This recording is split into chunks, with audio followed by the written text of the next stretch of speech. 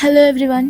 ఈరోజు మనం ఎంతో రుచికరమైన ప్రోటీన్తో నిండిన masala meal maker veg kurma ఎలా చేయాలో చూద్దాం. ఇది చపాతీల్లోకైనా వేడివేడి అన్నంలోకైనా అద్భుతంగా ఉంటుంది. ఇంకెందుకు ఆలస్యం, తయారీ విధానం చూసేద్దాం. ఇక్కడ చూపించినట్టు మిల్ మేకర్స్ని కడిగి ఒక హాఫ్ అన్ అవర్ నీళ్ళలో నానబెట్టుకోవాలి. ఒకవేళ మీకు త్వరగా చేయాలనిపిస్తే వేడి నీళ్ళల్లో ఒక 10 మినిట్స్ నానబెట్టుకుంటే సరిపోతుంది. ఒక చిన్న కప్పు ఆయిల్ వేడెక్కాక మనం కట్ చేసి పెట్టుకున్న ఆనియన్స్, మిర్చి గోల్డెన్ కలర్ వచ్చే వరకు ఫ్రై చేసుకోవాలి. అండ్ ఒక స్పూన్ అల్లం వెల్లుల్లి పేస్ట్ పచ్చివాసన పోయే వరకు ఫ్రై చేసుకోవాలి.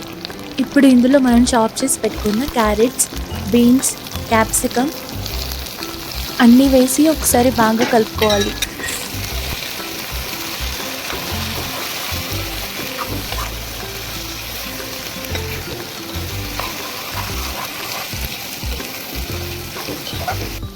ఇప్పుడు కొంచెం పసుపు, రుచికి సరిపడా సాల్ట్ వేసుకోవాలి. మేమైతే ఇక్కడ క్రిస్టల్ సాల్ట్ వాడాము. వేసాక ముక్కలు మెత్తపడే వరకు ఉడికించాలి.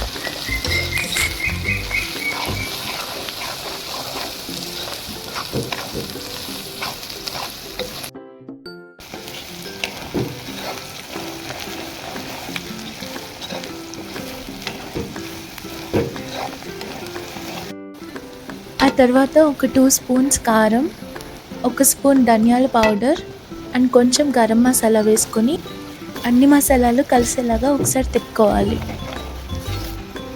ఇప్పుడు కాస్త కసూరి మేతి యాడ్ చేసుకోవాలి. ఒక 5 మినిట్స్ వరకు వెజ్జెస్ అన్నీ బాయిల్ అయ్యేలాగా మీడియం ఫ్లేమ్లో ఉంచుకోవాలి. మనం ఇంతకుముందు చేసి పెట్టుకున్న టొమాటో పేస్ట్ని ఆ గ్రేవీలో వేసుకున్న తర్వాత ఒక కప్ వాటర్ పోసుకోవాలి. ఇక్కడ మేము రైస్ ఉడికించిన వాటర్ని తీసుకొని స్ట్రెయిన్ చేసి వాడుకుంటున్నాము. దీనివల్ల గ్రేవీ చిక్కగా రుచిగా కూడా వస్తుంది. గ్రేవీ ఉడుకుతున్నప్పుడే నానబెట్టి ఉంచిన మిల్ మేకర్స్ని వేసి బాగా కలుపుకోవాలి. ఇంకో 3-5 మినిట్స్ వరకు ఈ సోయా చంక్స్ని కుక్ చేయాలి.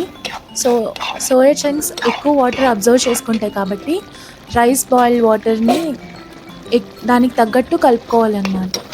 ఆర్ నార్మల్ వాటర్ కలుపుకుని ఫైనల్లీ కర్రీ లీవ్స్ యాడ్ చేసుకొని రోటీ ఆర్ చపాతీ రైస్తో కూడా సర్వ్ చేసుకోవచ్చు.